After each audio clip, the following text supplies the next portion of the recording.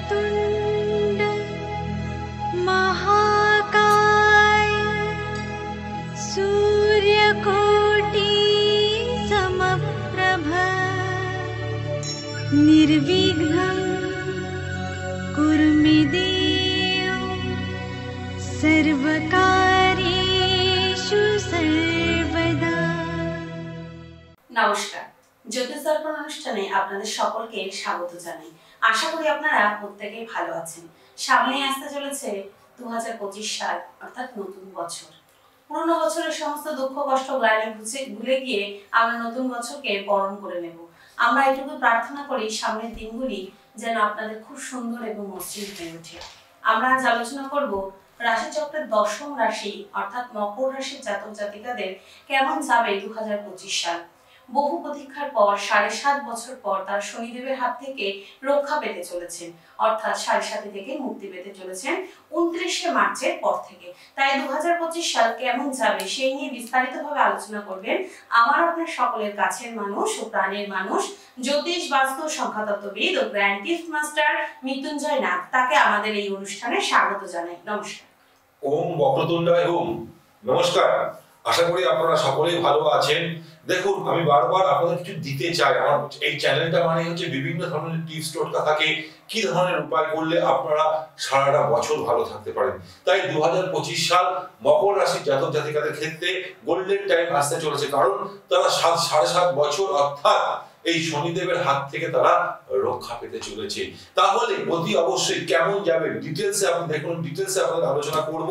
Skip না করে পুরো অনুষ্ঠানটা দেখুন, অনেক কিছু জানতে পারবেন। তার আগে সবার আগে জানতে হবে আমাদের গ্রহদের গোচর এবং গ্রহরা কোন রাশি থেকে কোন রাশিতে গোচর করবে সেই নিয়ে কিন্তু আমি আলোচনা করব।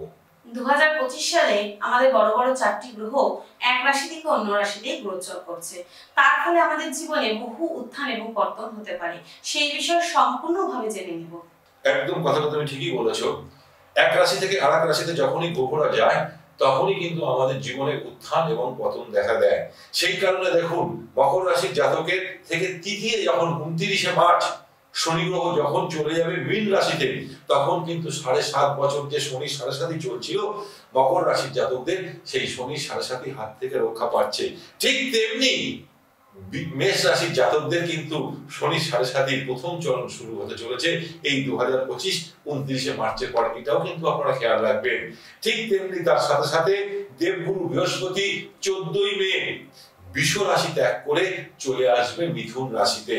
ঠিক তেমনি 18ই মে 2025 সালে 18ই মে রাহু চলে আসবে মকর রাশি বা লগ্ন সাপেক্ষে দ্বিতীয় গোচর করবে, আর সিংহ রাশিতে গোচর করবে কেতু।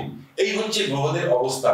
তাহলে 2025 সাল কেমন যেতে চলেছে মকর রাশি বা লগ্নের জাতকদের।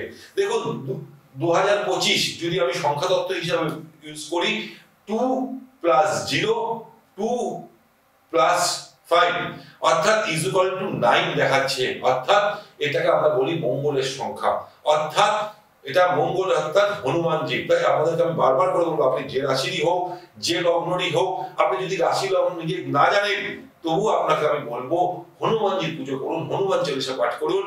আপনার জীবনে সফলতা প্রথম কথা আসবেই আসবে, আপনি যে রাশির হোক বা যে লগ্নেরই হোক।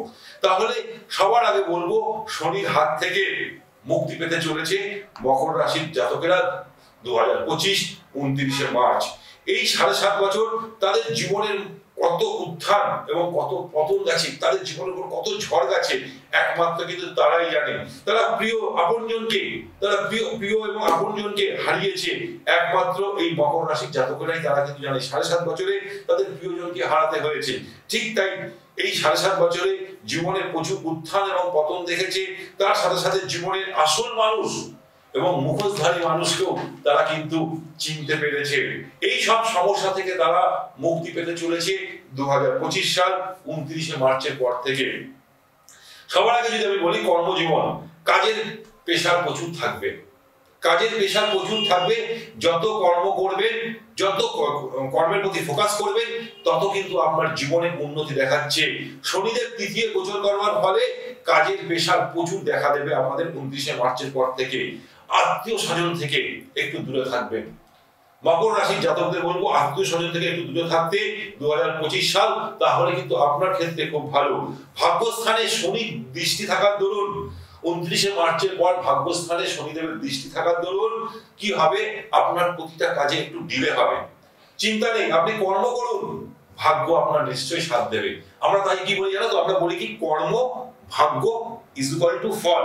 কর্ম যত করা যাবে তত কিন্তু ভাগ্য আমাদের সাথ দেবে। তাই আমি বারবার করে বলবো মকর রাশির জাতকদের ভয় পাওয়ার কোনো কারণ নেই। লাভ রিলেশনের জায়গা যদি বলতে যাই, মিস আন্ডারস্ট্যান্ডিং, ছোট ছোট বিষয় নিয়ে আর্গুমেন্ট, এমনকি ব্রেকআপ হয়ে যেতে পারে মকর রাশির জাতকদের। কবে?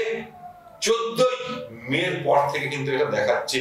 যারা ফ্যামিলি প্ল্যানিং করছিলেন বা চিন্তা করছেন 2025 সালে করবেন, তাদেরকে একটা কথা বলবো, বৃহস্পতি আপনার পঞ্চমে বসে আছে, দেবগুরু বৃহস্পতি পঞ্চমে বসে আছে, আপনাদের সন্তান প্রাপ্তির যোগ দেখাচ্ছে।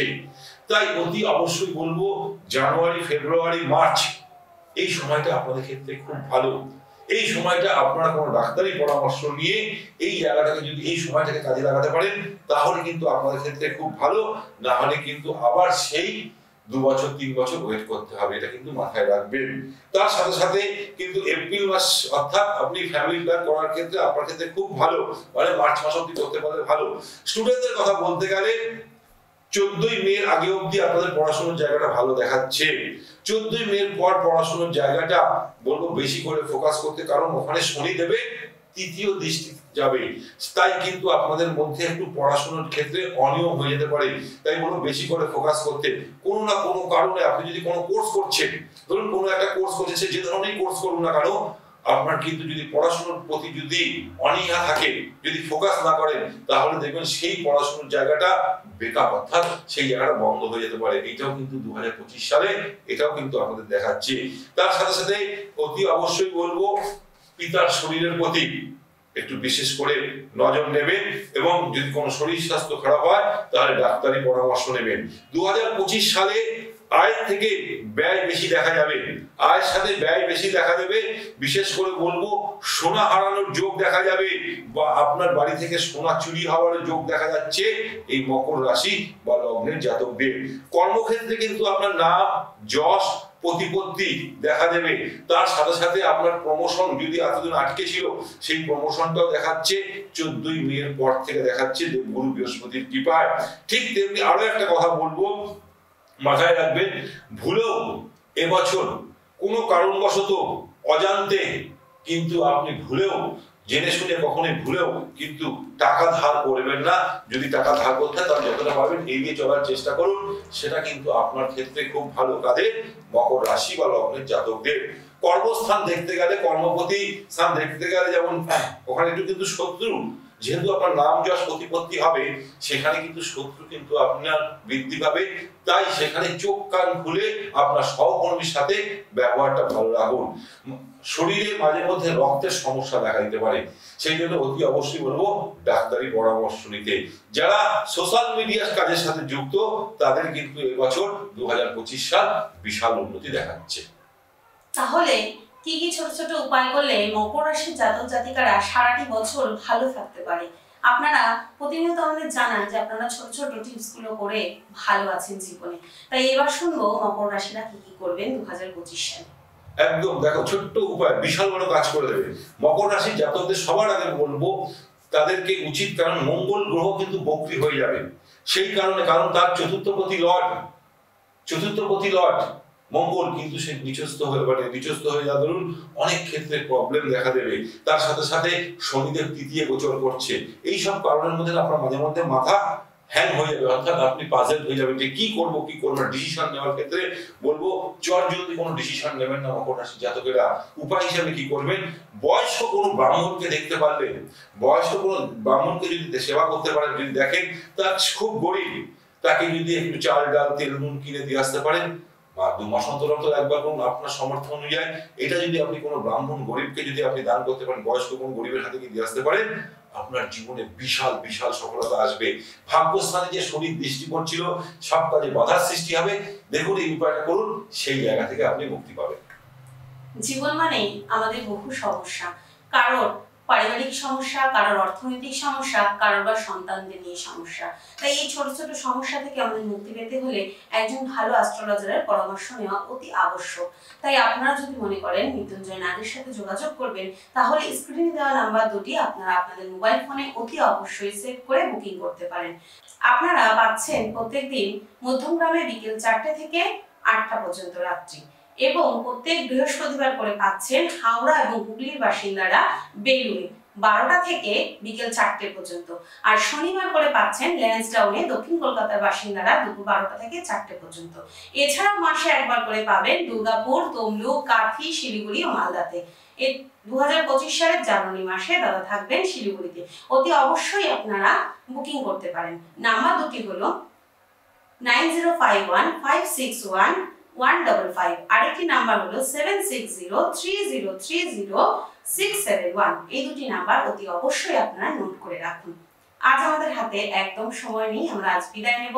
আগামী পর্বে আবার উপস্থিত হব আপনাদের সামনে। ততক্ষণ আপনারা ভালো থাকুন, সুস্থ থাকুন। নমস্কার। নমস্কার।